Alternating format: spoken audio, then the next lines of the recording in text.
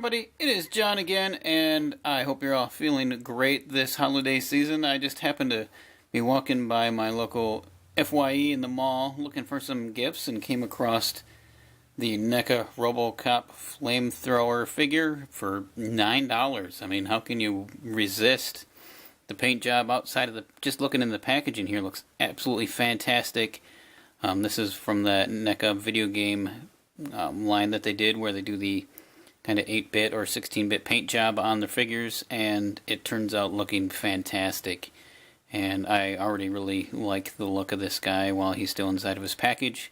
As you can see, it says Robocop over here, Robocop over there. In case you didn't know, there's a little picture of what he kind of looked like in his digital representation on the side of the box. It says Flamethrower Robocop, so no matter how they had it sitting on the shelf, you would know that Robocop was in here. And there's a look at the back of the box. It says, in a crumbling ruins of a world under siege, man-machine meets machine-man as legendary cyborgs clash to decide the fate of the Earth. So this, I believe, would link up on the other side to a Terminator figure. I believe this is Robocop versus Terminator. And you can see the little NECA logo down there, and the image of him walking through some kind of little street diorama. And on the bottom has the MGM logo down there, 1987 copyright. So it's kind of a cool little figure. Give me a moment here, we'll get him outside of the box and take a much closer look at this guy. Everybody, here he is, Robocop outside of the package, and I have to say for $9, I think he's fantastic. I love the paint job that they have on him. Look at the paint on his legs. A little bit of purple on the back. Get a little bit of edging here. His little hydraulics on his feet are really nicely done. The painting all the way through is pretty cool. Even have a little bit on the face, and his human portion of his face there looks a little comic bookish with the way that it's painted, but they did a fantastic job painting this guy, and his details are so good. On his body portions, there's like just little tiny, just unnecessary details that they put in there that makes it more realistic in every little aspect. Even got the little connections port in the back of his head. Haven't really played around with him too much, so let's check out his articulation here. Head goes around, and it is ball jointed, so it does move a little bit. He's got a little nod to him, and he does have a hinged arm. They go up and down, and a little bit up and down on the shoulder. You can see where it's connected there. They do bend at the elbow. It's really tight though. There it goes. Gotta be kind of gentle. And it rows a rotation at the mid-way part of the arm, almost where his hands look like they attach. And there's nothing else on there. And the other arm is similar. You can lift that arm up. You can see that he has his trigger figure there, and he also rotates. I think he has, yep, a little bit of a chest wobble. So it's not really, can't do anything else with it. You can have him look off to the side a little bit, maybe. And if he does have a swivel at the waist, it's super tight. And there's nothing going to move, so I'm going to assume no. It looks like there should be. But he doesn't move on this one. It could be really tight. And his legs come up pretty far. And they go back really well. And he does have a knee bend. And I do love how they made this engineered to look like his hydraulic kind of works on his foot. And that's really all the articulation that this guy has. He's made more to look pretty on your shelf than he is anything. Which he will, and he definitely does. and he comes with a few accessories. This flamethrower, which is also painted in that same kind of deco to make it look like the video game. There's a little bit of, looks like rusty or copper pieces going on here, and it's in the purple and blue that matches the rest of his body. And it comes with the tip of the flamethrower right there, which gives it the look like that's where the flame gets ignited from, and it just slides into the front however far back you want it to go. And there is the completed flamethrower. And then there is the flame itself, which is done in these fireballs, which are this translucent plastic. They're yellow with a little bit of an orange touch on top of them, and then there's a clear plastic that connects them all, so it fires one and then it spreads into three.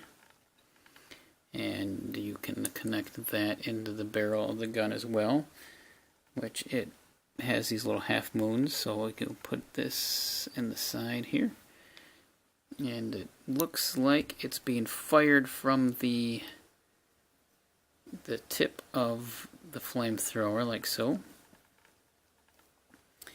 It's pretty large when it's all put together.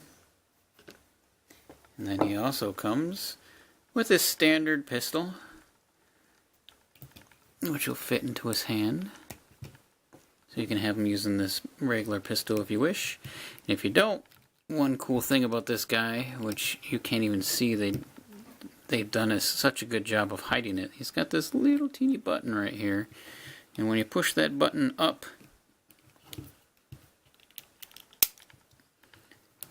his leg opens up. It's a spring-loaded leg, and his gun gets holstered in there.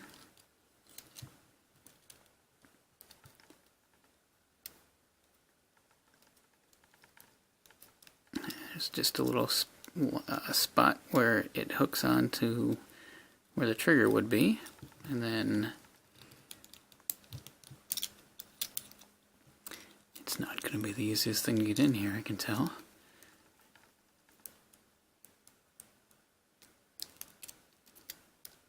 Gotta get that in the right direction. Come on, Robocop. This feature's awesome, and it's also kind of tough to get in there. I think we're in there now.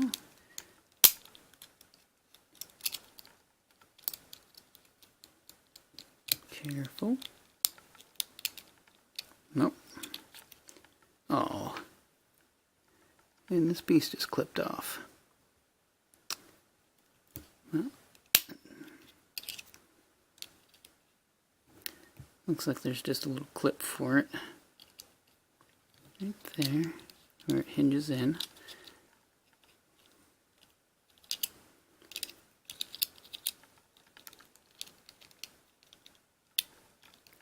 It's not going to be the easiest thing to put back together, I can see.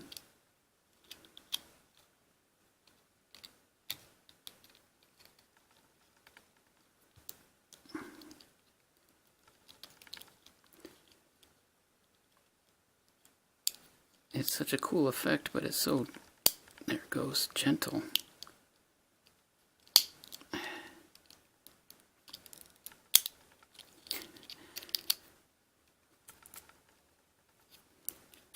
Yeah, so he is one that you got to be careful with.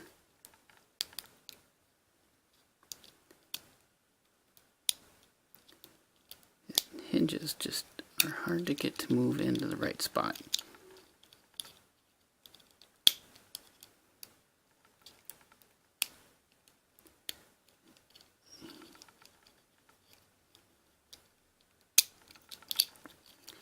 Might have to do this again a little bit later when I can play around a little bit closer. We can get his gun in there where it's supposed to be at least. Now that this piece is gone.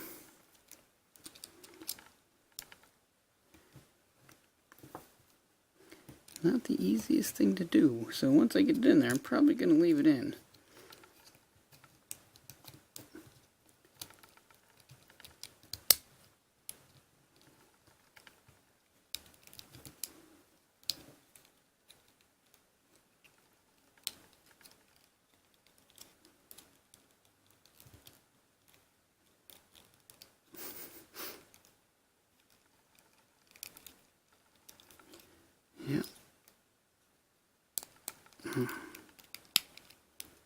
we go. So that is back on.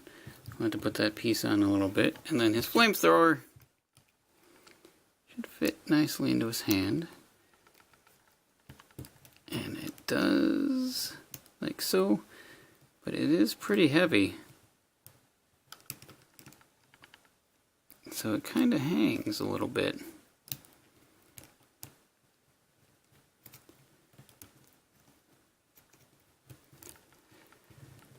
So he's a difficult one.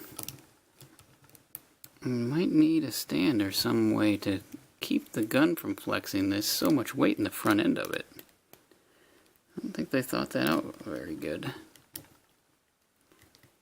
It doesn't fit too snugly, and all the weight's just going to keep pulling it out of his hand.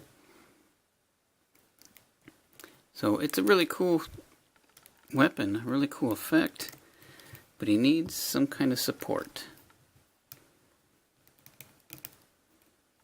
Because otherwise it does this.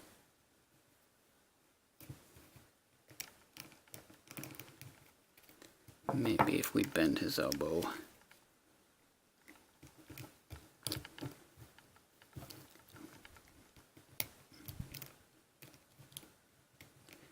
See, sometimes that's the problem with the figures. They can design them really well in the package and all their pieces, but when you get them all put together, it's a bit of a problem.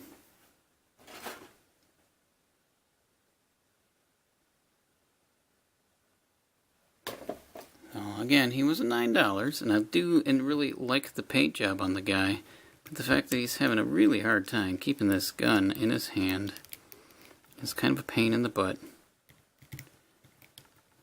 just because of the weight that is on there.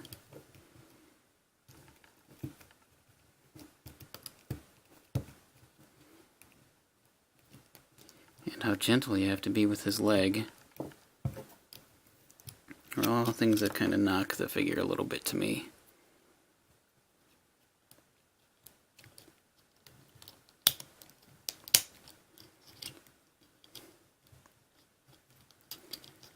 So if you do end up picking one of these up, and these are some issues you're going to have to deal with, you might be able to get them displayed by putting some kind of structure underneath the front of the gun.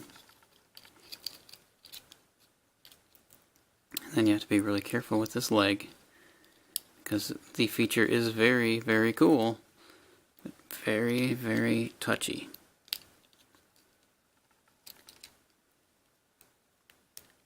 Just these little tiny hinges.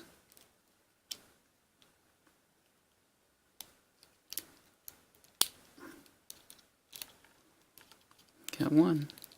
Got two. Now it won't close because the gun's in the way.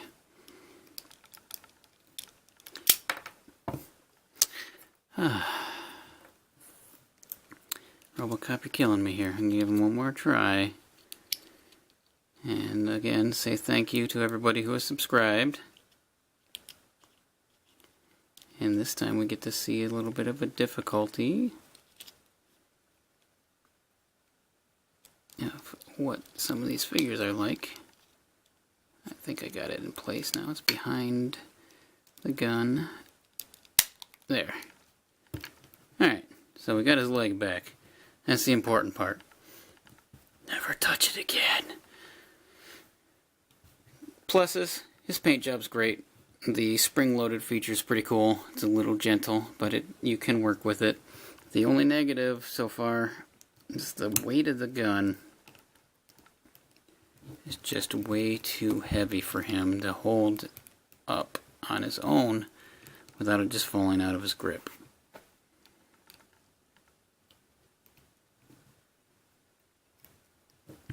Besides that, he's an awesome looking figure. He looks really good. I don't know, you'll have to decide on your own whether or not you think he would be worth it. And if you have this guy, what do you guys do to keep the gun pointing forward?